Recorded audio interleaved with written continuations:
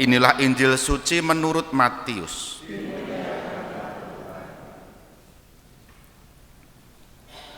Pada suatu hari, dibawalah kepada Yesus seorang bisu yang kerasukan setan. Setelah setan diusir, orang bisu itu dapat berbicara. Maka heranlah orang banyak, katanya. Hal semacam itu belum pernah dilihat orang di Israel.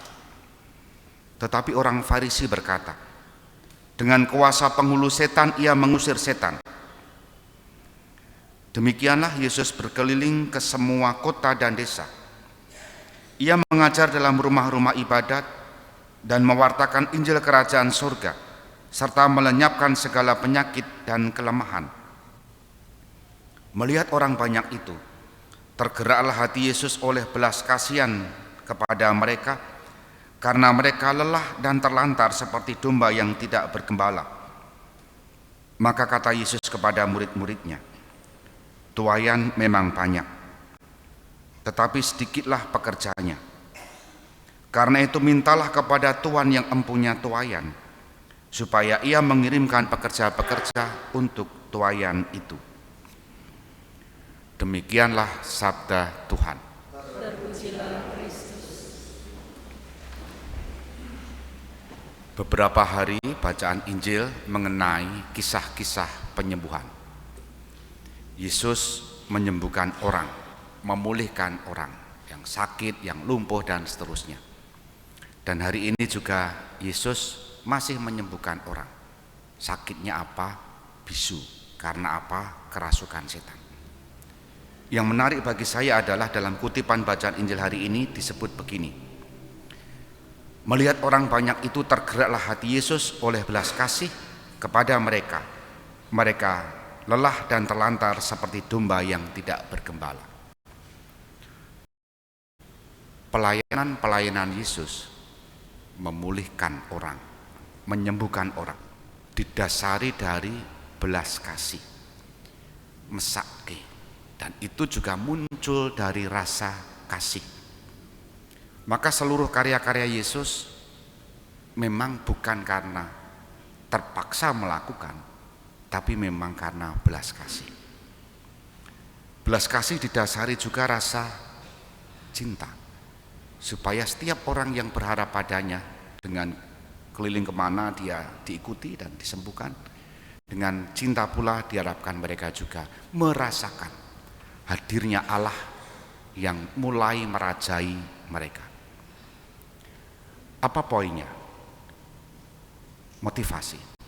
Semangat hidup Yesus yang boleh kita timba di sini adalah semangat cinta, semangat kasih.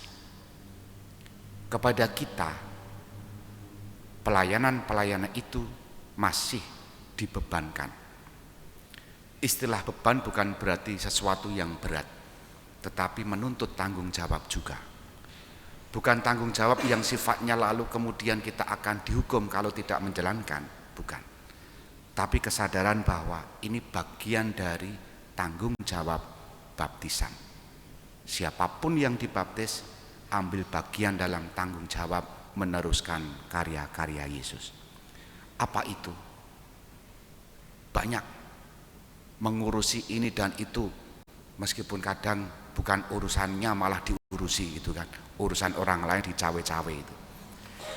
Di antara kita banyak yang ambil peran, prodiakon, pengurus ini, pengurus itu, ketua ini, ketua itu. Tapi di paroki ini tidak ada tim pelayanan atau ketua koordinator paguyuban ngerumpi, nggak ada.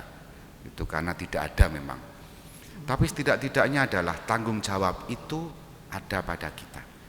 Satu poin, kalau kita menjalani tanggung jawab itu tanpa cinta, tanpa belas kasih, tanpa motivasi, dan itu hanya beban yang dalam arti keterpaksaan, maka buah-buahnya tidak ada.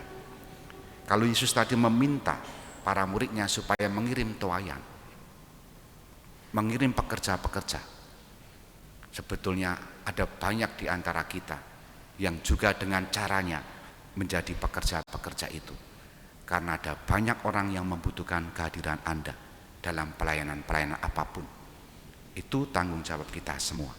Moga-moga semangat mengasihi, semangat mencintai menjadi dasar pelayanan kita, Anda semua dan juga saya. Maka dengan itu kita bisa menjadi berkat bagi banyak orang. Jika hari ini kita memperingati Santo Benediktus, seorang Santo Abbas yang hidupnya membaharui internal gereja, membaharui, mengkritik gereja tidak dengan demo pada zamannya, tetapi masuk ke dalam dengan menjadi perombak rohani dari dalam. Maka warisan-warisan itu sampai sekarang masih ada di Rawaseneng.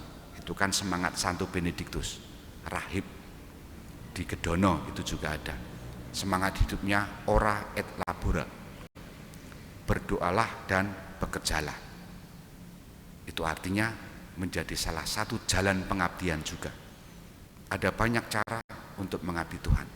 Moga-moga semangat dasar kita temukan dalam hidup kita. Kita hening sejenak.